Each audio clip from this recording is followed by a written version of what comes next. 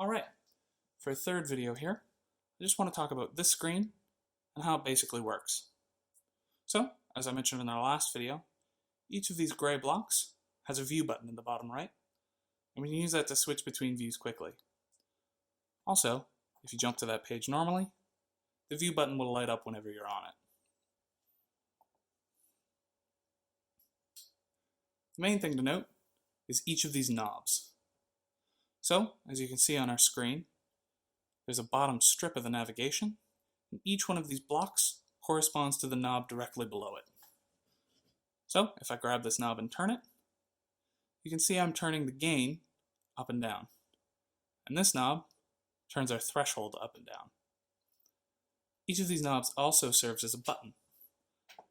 And if I click it, you can see it asks me if I want to link channel 1 and channel 2.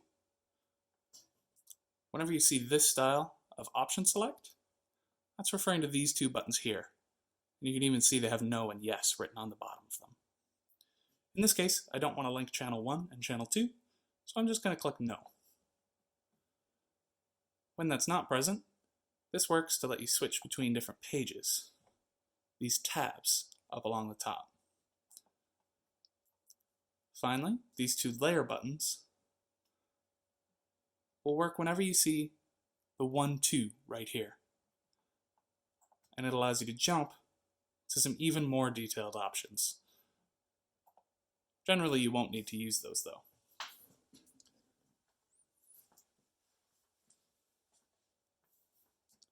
Along the right, there's a list of quick shortcuts to more detailed menus. In general, the only one of these you'll use is Home, to quickly jump to your main view, where you can tab over to these blocks, and Utility, which is a page I'll get into down the line in a future video. Alright, and that's the basics of how you interact with the screen. With that, we've covered every different part of the board, and you should have a solid handling on how to make your way through a Sunday.